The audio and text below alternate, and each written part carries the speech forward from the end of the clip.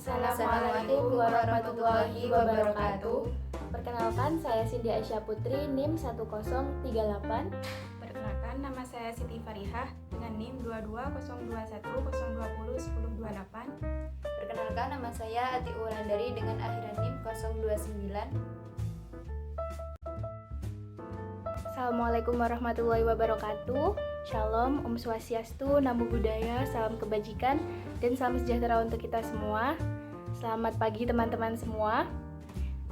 Dengan saya Cindy, di sini saya dan tim saya akan menjelaskan video pembelajaran tentang metode pembelajaran.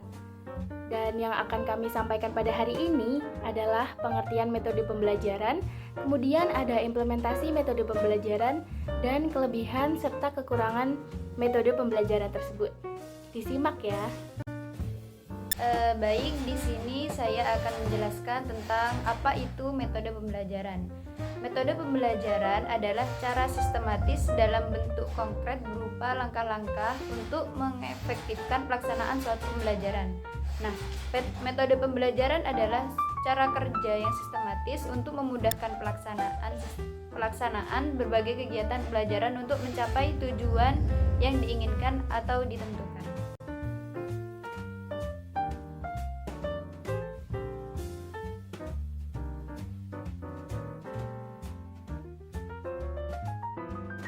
Yang pertama ada metode ceramah. Pengertian dari metode ceramah sendiri, menurut Suyono tahun 2010, metode ceramah adalah penuturan atau penjelasan guru secara lisan, di mana dalam pelaksanaannya guru dapat menggunakan alat untuk membantu dalam mengajar, untuk memperjelas uraian yang disampaikan kepada murid-muridnya. Contohnya menggunakan papan tulis, spidol, penghapus, atau alat peraga untuk belajar. Kemudian implementasi dari metode ceramah sendiri dibagi menjadi dua. Ada tahap persiapan yang terdiri dari penyiapan tujuan, bahan, serta media pendukung. Bahan yang dimaksud adalah materi untuk pembelajaran itu sendiri. Kemudian ada penjelasan materi. Kemudian kelebihan dan kekurangan dari metode ceramah itu sendiri. Yang pertama, dari kelebihan murah dalam hal biaya. Kenapa murah dalam hal biaya? Karena dapat menggunakan media pendukung dalam pembelajaran dengan media-media sederhana seperti papan tulis itu tadi, lalu spidol, penghapus, intinya yang ada dalam kelas, yang sudah ada. Kemudian keadaan kelas menjadi terkontrol. Kenapa saya katakan keadaan kelas menjadi terkontrol? Karena kondusivitas kelas itu menjadi tanggung jawab seorang pendidik. Kemudian kekurangan dari metode ini sendiri. Yang pertama, minimnya kesempatan untuk berdiskusi memecahkan masalah. Karena waktu yang digunakan hanya berfokus pada ceramah dari pendidik itu tersebut, jadi siswa akan minim untuk mendapatkan kesempatan dalam berdiskusi. Yang kedua, guru yang kurang kreativitas akan mengakibatkan situasi kelas yang monoton. Nah, jadi jika guru itu tadi tidak menggunakan media-media yang kreatif, lalu pembahasannya hanya itu saja, hanya ada yang di buku tulis, itu akan membuat siswa-siswa merasa bosan.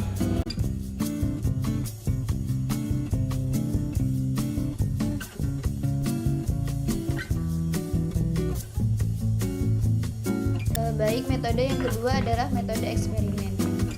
Metode eksperimen menurut Saiful Sagala adalah sebuah percobaan untuk membuktikan suatu pertanyaan atau hipotesis tertentu.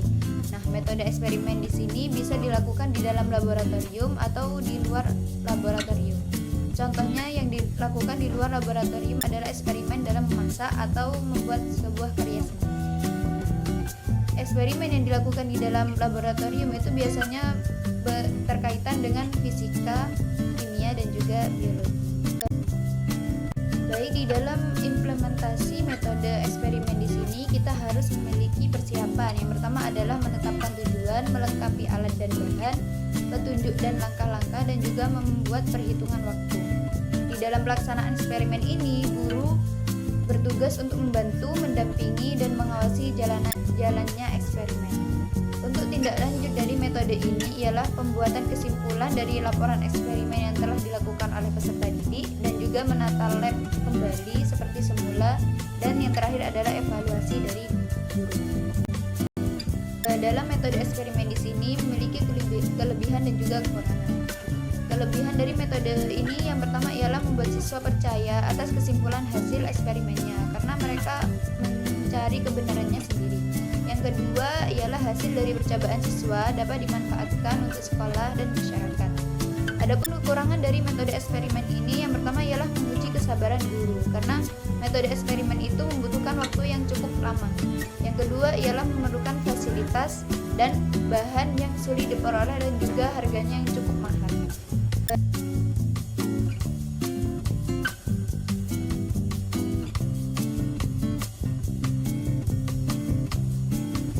Selanjutnya, di sini saya akan membahas tentang metode karya wisata. Pengertian dari karya wisata tersebut yaitu menurut Jamarah tahun 2000, teknik karya wisata merupakan cara mengajar yang dilaksanakan di luar sekolah atau tempat atau objek tertentu di luar sekolah untuk mempelajarinya, seperti museum atau tempat bersejarah lainnya. Selanjutnya yaitu implementasi dari karya wisata. Ada persiapan, pelaksanaan, dan tindak lanjut. Dalam persiapan itu kita menetapkan tujuan, apa tujuan kita dari melakukan karya wisata tersebut. Selanjutnya yaitu menetapkan objek dan tempat karya wisata, seperti pergi ke museum atau tempat bersejarah. Lalu menentukan waktu dan perlengkapan. Selanjutnya ada pelaksanaan. Dalam pelaksanaan, kita belajar untuk mencapai tujuan yang telah ditetapkan. Selanjutnya ada tindak lanjut, membuat laporan, baik lisan maupun tulisan, tentang hasil belajar, yaitu apa yang kita peroleh dari karya wisata tersebut. Lalu ada kelebihan dan kekurangan dalam karya wisata.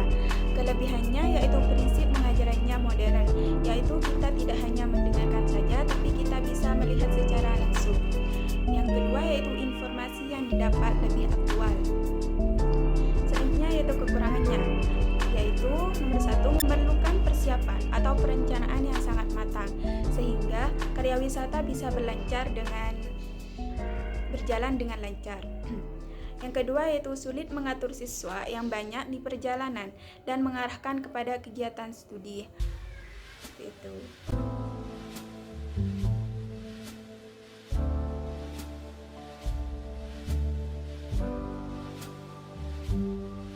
Yang keempat, ada metode diskusi.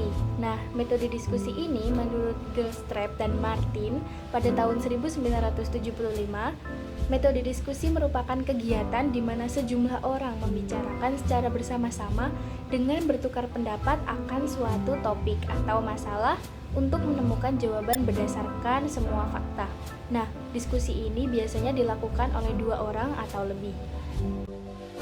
Implementasi dari metode diskusi ini sendiri terbagi menjadi 3. Yang pertama ada tahap persiapan, mulai dari tujuan, bahan, serta media pendukung, lalu pelaksanaan diskusi kelompok, kemudian menutup diskusi kelompok. Penutupan diskusi kelompok biasanya berbentuk pembuatan kesimpulan dari diskusi yang telah dilakukan itu sendiri. Selanjutnya ada kelebihan dan kekurangan dari metode diskusi. Kelebihan yang pertama, merangsang siswa untuk kreatif memberikan gagasan atau idenya. Dengan berdiskusi, maka mereka dituntut untuk berani mengeluarkan unek-unek atau gagasannya. Yang kedua, dapat bertukar pikiran. Dengan bertukar pikiran, maka sudut pandang kita bisa menjadi objektif. Kemudian berani mengungkapkan pendapat. Kekurangan yang pertama, hanya ada beberapa siswa yang aktif. Biasanya ketika metode diskusi ini biasanya yang muncul untuk memberi pertanyaan itu hanya siswa-siswa yang aktif. Kemudian pembelajaran meluas dan keluar dari materi. Karena saking serunya diskusi dan banyak yang didiskusikan, jadi materinya itu keluar dari pembahasan. Kemudian membutuhkan waktu yang cukup panjang.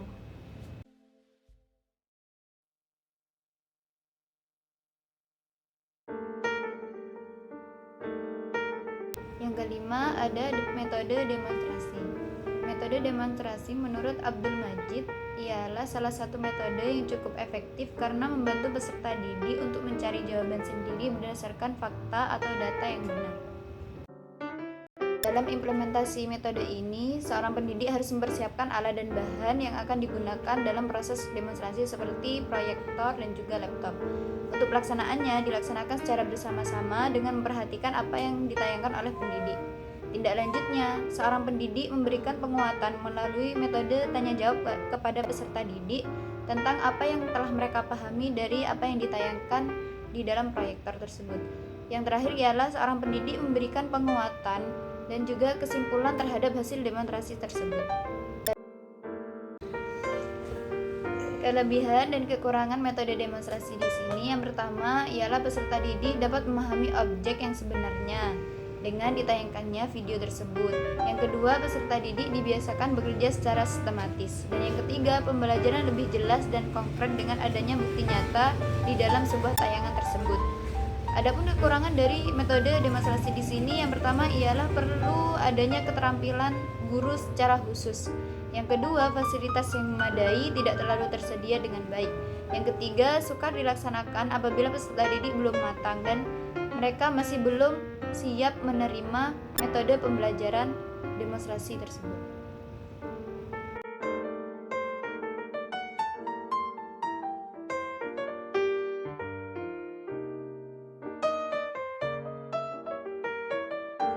Selanjutnya yang nomor 6 yaitu metode simulasi.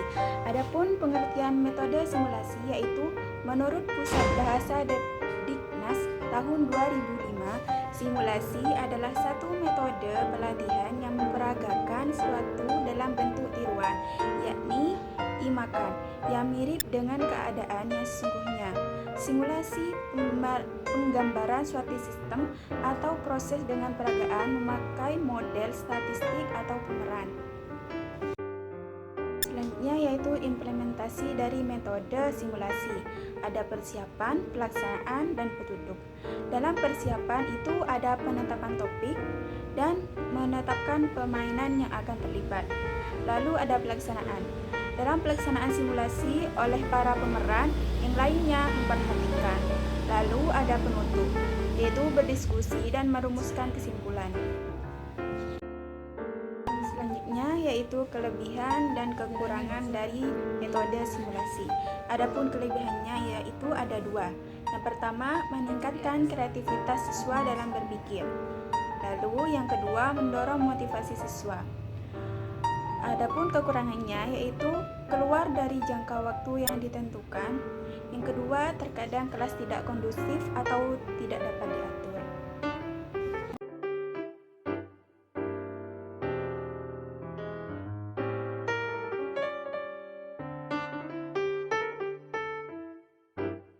Yang ketujuh ada metode tutorial. Pengertian dari metode tutorial sendiri menurut Umar Hamalik pada tahun 1991 adalah bimbingan pembelajaran dalam bentuk pemberian bimbingan, bantuan, petunjuk, arahan, dan motivasi agar para siswa belajar secara efisien dan efektif. Nah, pendidik yang melakukan pembelajaran secara tutorial ini biasanya memiliki nama khusus yaitu tutor. Tutorial sendiri bentuknya bukan hanya secara verbal atau langsung, namun bisa juga ditampilkan melalui video. Adapun implementasi dari pembelajaran melalui tutorial ini adalah pemilihan tutor oleh guru berdasarkan kemampuan siswa, kemudian pemerataan pembagian kelompok berdasarkan kemampuan siswa juga. Nah, jadi ada beberapa siswa yang ditunjuk sebagai tutor. Ada juga siswa-siswa itu dibentuk beberapa kelompok. Nah, dalam satu kelompok itu pembagiannya merata, mulai dari siswa yang dianggap oleh pendidik itu mampu dan yang lambat untuk belajar. Nah, sekarang kelebihan dan kekurangan dari metode tutorial. Yang pertama, kelebihannya yaitu suasana belajar menjadi lebih akrab karena belajarnya bersama teman-teman sendiri dengan kelompok, jadi belajar menjadi lebih asyik. Kedua, meningkatkan tanggung jawab dan motivasi belajar anak yang ditunjuk sebagai tutor itu tersebut. Karena menjadi tutor, jadi pengetahuannya harus lebih. Kemudian kekurangan yang pertama, tutor yang dipilih belum tentu mampu menyampaikan materi. Karena tidak siap itu tadi, maka biasa saja tutor yang dipilih belum mampu untuk menyampaikan materi kepada teman-temannya. atau memiliki rasa gugup. Yang kedua, antara tutor dan teman-temannya belum tentu memiliki hubungan yang baik. Maksudnya antara teman yang menjadi tutor dan teman-teman yang lainnya yang dalam anggota kelompok yang dijelaskan itu belum tentu belum akrab. Jadi kalau seperti itu maka akan menimbulkan kekakuan dalam menyampaikan materi.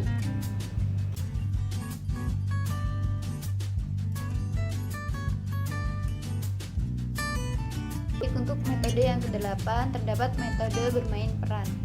Menurut Amri dalam Ningsih, metode bermain peran adalah pembelajaran melalui pengembangan imajinasi dan penghayatan siswa dengan cara siswa memerankan suatu tokoh, baik tokoh hidup maupun tokoh mati. Metode ini mengembangkan penghayatan, tanggung jawab, dan keterampilan seorang peserta didik dalam memakai materi yang dipelajari.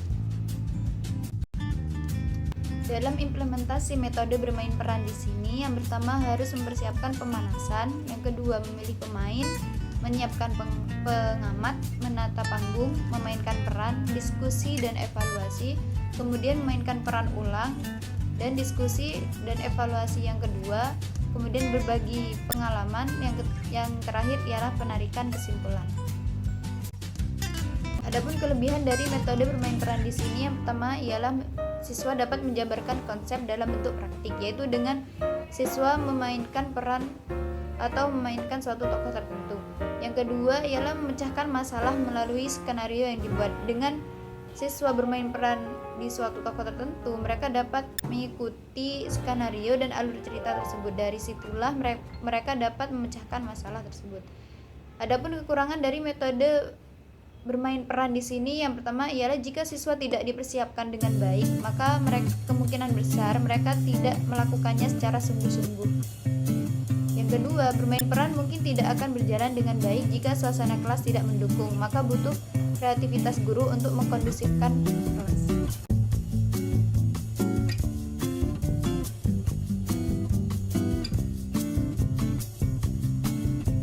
Nomor 9 yaitu metode mentoring atau pendampingan.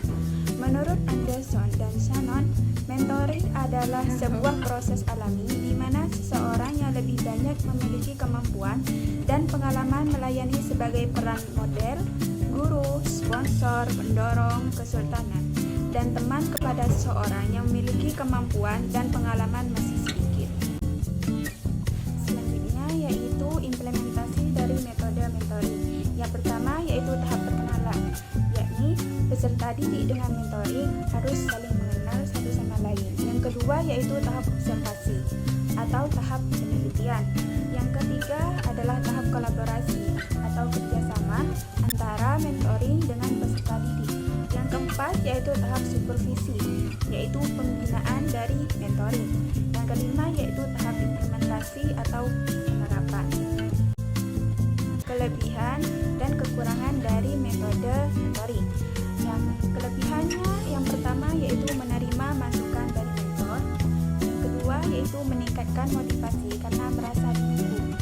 Untuk kekurangannya yaitu apabila mentor tidak berpengalaman maka hasil tidak maksimal. Jadi untuk bisa menjadi mentor kita harus mempunyai pengalaman terlebih dahulu. Yang kedua yaitu ketergantungan dengan mentor apabila menghadapi permasalahan baru dan di luar jangkauan mentor. Terima kasih sudah menonton. Mungkin ada pertanyaan yang ingin kalian tanyakan, bisa ditulis di kolom komentar. Assalamualaikum warahmatullahi wabarakatuh.